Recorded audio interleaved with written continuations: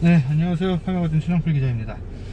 저는 지금 쉐보레 픽업 트럭 리얼 뉴 콜로라도 시승 행사에 나와 있습니다.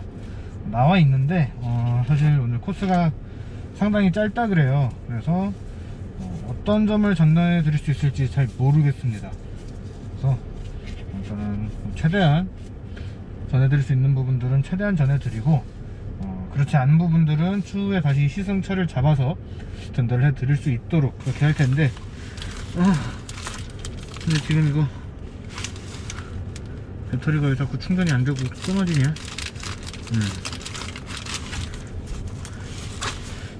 네, 일단 그렇게 하도록 하겠습니다. 일단 지금 제가 있는 곳은 인천에 있는 인천 영종도에 있는 네스트 호텔이라는 곳이고요. 여기서 얼마 떨어지지 않은 곳에 오프로드 코스를 만들어 놨다고 합니다. 그곳에서 이 콜로라도 한번 오프로드를 체험을 해보고 그때그때 이야기를 드리도록 할게요. 조금 이야기가 부족할 수도 있지만 최대한 전달해 드릴 수 있도록 해보겠습니다. 그리고 이 차 같은 경우에는 이번에 새롭게 추가된 Z71이라고 하는 그 새로운 트림의 모델입니다. 이 모델 같은 경우에는 기존 콜로라도보다도 더 오프로드에 포커스를 맞춘 그런 모델이거든요. 기존 콜로라도에서는 만나볼 수 없었던 내리막길 보조 시스템, 힐 디센트 컨트롤이라든가 뒷바퀴의 이 디퍼런셜 락 기능을 보호해주는 트랜스퍼 케이스라고 하는 이 커버도 적용이 되어 있다고 합니다.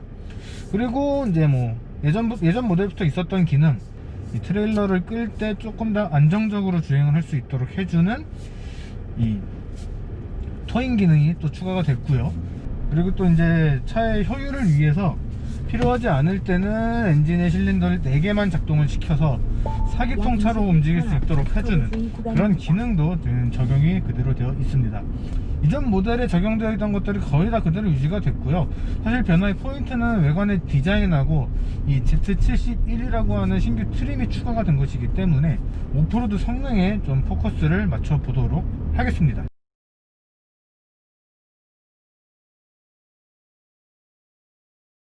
이따 시간이 많이 없다고 해서 이제 인서트를 좀 활용을 해서 이렇게 할 수 있도록 설명을 드릴 수 있도록 할게요. 앞에 보이는 차를 보면서 좀 변화된 포인트를 설명을 드리면은, 지금 일단 뒷모습을 보고 있거든요.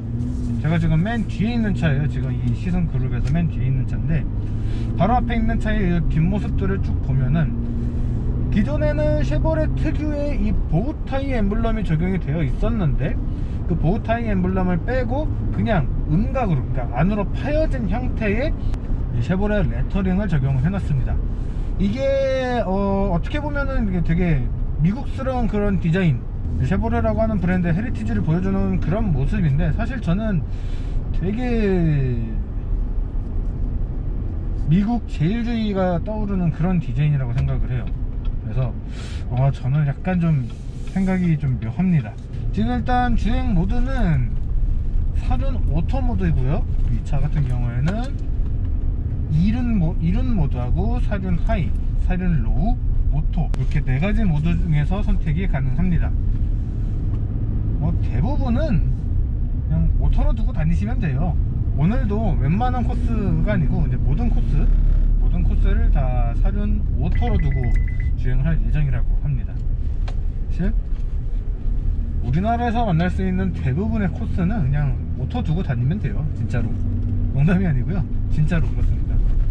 지금 토크는 정확하게 기억이 안 나는데 마력은 312마력이거든요 그래서 이제 힘 자체는 부족하지 않아요. 예전에, 그러니까 콜로라도가 우리나라에 처음 나왔을 때도 느꼈던 부분인데, 이 콜로라도는 힘이 상당히 넉넉한 모델입니다.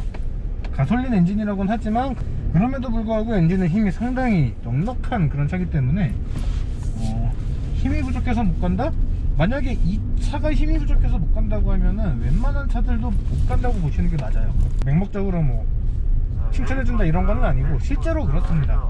일단은 여기가 지금 다 돌밭, 진흙밭, 뻘밭 이래서 오프로드 주행을 좋아하는 제 입장에서는 상당히 이렇게 튀는 것만 봐도 재밌습니다. 차가 주행하는 이 화면로는 25도입니다. 25도.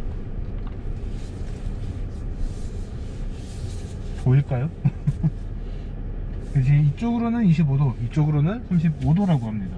다음 화면로는 30도입니다. 30도. 30도라네요. 두 바퀴나 뭐 항상 그렇듯 자만하면 안 되지만 우리나라 시승 행사에서 만날 수 있는 이런 시승 코스들 중에 6번 차량 조금 더 올라가. 진짜 빡센 코스들이 몇 개 없어요. 네. 사실 오늘 만나게 된 이 코스들도 그렇게 뭐 어려운 코스들은 아닙니다, 사실.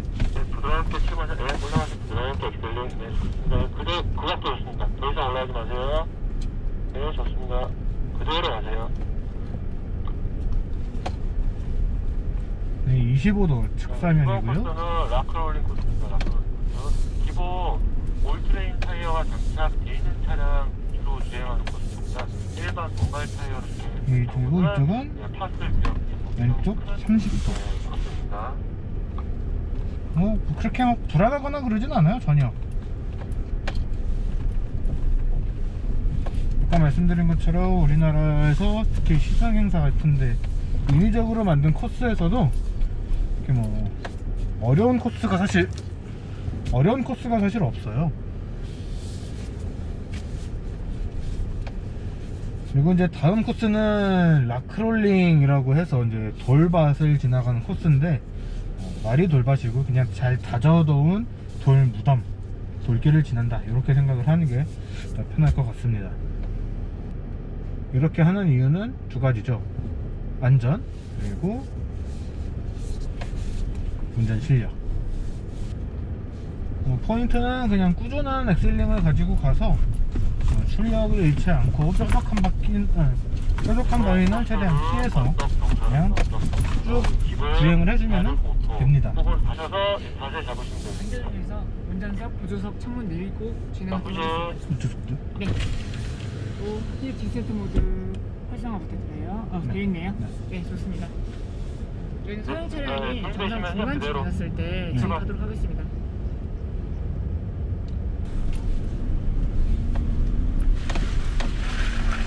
내려오실 때는 브레이크 없이 내려가시면 되겠습니다. 자, 차 후진해주세요.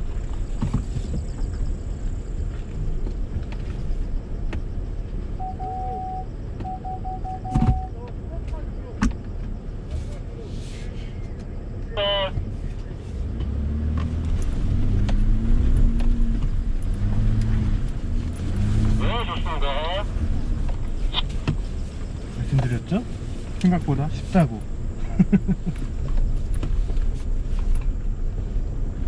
자, 내려갈 때는 브레이크 없이, 브레이크 브레이크 없이. 힐 디센트 컨트롤이 작동이 되면서 딱 차의 내리막길 속도를 조절을 해주는 거죠. 별거 아니에요. 사실 개인적으로는 힐 디센트는 끄고요.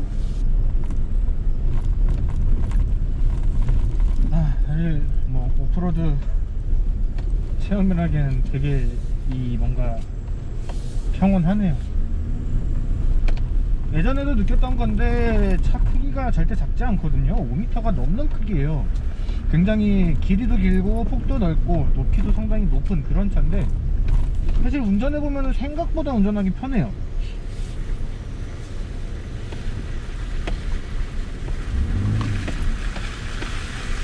차의 움직임이 그렇게 뭐 무겁거나 웅장하거나 그런 느낌은 아닌데 그렇다고 해서 또 엄청나게 가벼운 느낌도 아니고요. 차의 조작성은 상당히 편안합니다. 머드 코스라고 하는데 지금 가는 길이 다 머드 같아요. 사실 나 이거 분명 댓글에 즐기고 있다, 너 혼자 즐기고 있다 이런 댓글 나올 것 같아요. 분명. 이게 진짜 카메라를 몇 개를 더 사든가 해야지. 앞에 지금 차가 되게 다이나믹하게 움직이는데 이거를 보여드리지 못하네. 그러니까 여러분들이 많이 구독, 좋아요 해주셔야지 제가 장비를 늘릴 수가 있습니다. 이 정도 범피 코스는 상당히 범피 정도가 심한 코스예요. 요 코스는 인정합니다.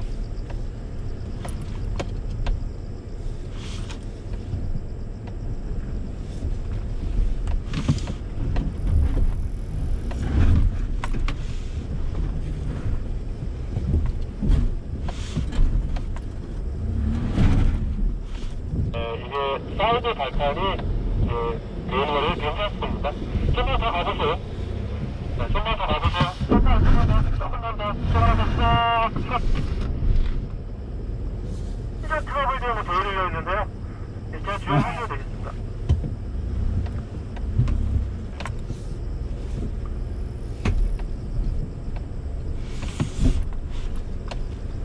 뭔가를 보여주고 싶으셨던 것 같은데 그냥 넘어버렸어요.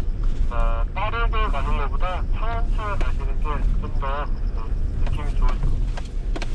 이거는 이제 앞바퀴 한쪽을 먼저 넘기고 그 다음에 뒷바퀴 넘어가는 그런 형태로. 그렇게.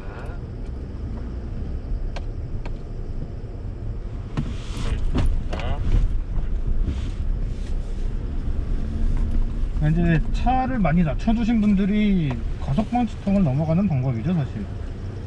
그런 방태 형태가 굉장히 심해지면은 이런 픽업 트럭이나 SUV, 오프로드를 가는 SUV들의 진 명목을 확인을 할 수가 있는 그런 코스입니다. 그런 면에서는 이 콜로라도가 상당히 잘 넘어간다, 그렇게 느껴지는 거는 사실이에요.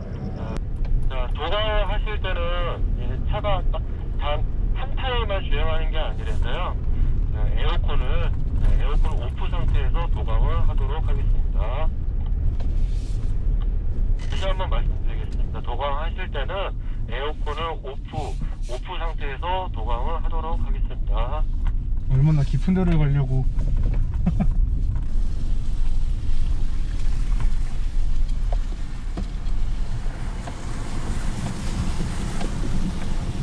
에어컨 오프 부탁드릴게요.